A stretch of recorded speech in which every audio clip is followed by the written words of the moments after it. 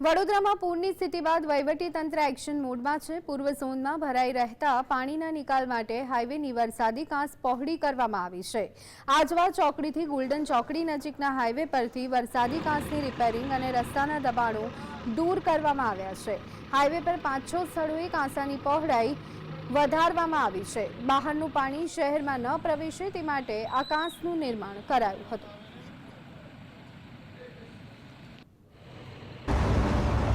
પૂર ઓસર્યા બાદની કામગીરી એટલે વડોદરા મહાનગરપાલિકા જ્યાં પ્રી મોન્સૂનની કામગીરી જ્યારે કરવાની હતી ત્યારે ના કરીને હવે જ્યારે પૂર ઓસર્યા છે, લોકો યાતનાઓ વેઠવી છે, હજી પણ લોકો યાતનાઓ ભોગવી રહ્યા, ત્યારબાદ આ વડોદરા મહાનગરપાલિકાનું તંત્ર જાગ્યું છે અને આજવાથી ગોલ્ડન ચોકડી સુધીનો જે વિસ્તાર છે ત્યાં આગળ જે દબાણો હતા, જે કાંસ પરના દબાણો હતા, દૂર કરવાની કાર્યવાહી કરાઈ રહી છે અને હવે આ કાંસને પહોળી કરવાની ઉપરના જે દબાણો છે તે દૂર કરાઈ રહ્યા છે। પરંતુ સૌથી મહત્ત્વની વાત એ છે કે જે સ્માર્ટ સિટી, આ સ્માર્ટ સિટીના ઓવર સ્માર્ટ સત્તાધીશોનું સૌથી મોટું ઉદાહરણ એટલે આ વડોદરા મહાનગરપાલિકા અને એનું આ તંત્ર કે લોકો પ્રી મોન્સૂન કામગીરીમાં જે વાતનું ધ્યાન રાખવાનું હતું એ વાતનું ધ્યાન રાખવામાં સફળ ના થયા અને હવે આ સત્તાધીશો જે દબાણ, જે કંપનીએ દબાણ કરેલા, જ્યાં રોડ બનાવી દીધેલો ત્યાં આગળના હવે દબાણ તોડી અને એ દબાણની ઉપરથી આ વરસાદી પાણીનો નિકાલ થાય, હાઈવે પરથી વરસાદી પાણીનો નિકાલ થાય એના પ્રયાસ કરી રહ્યા છે। આ જે પ્રકારના દ્રશ્ય આ વડોદરાનું આપ જોઈ શકો છો કે અહીંયા કોઈ પણ પ્રકારનું પાઇપિંગ નહોતું થયું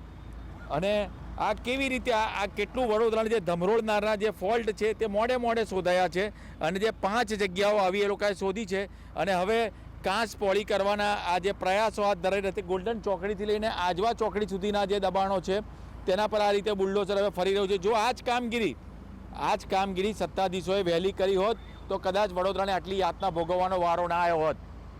રૂપેશ ચોકથી GSTV વડોદરા।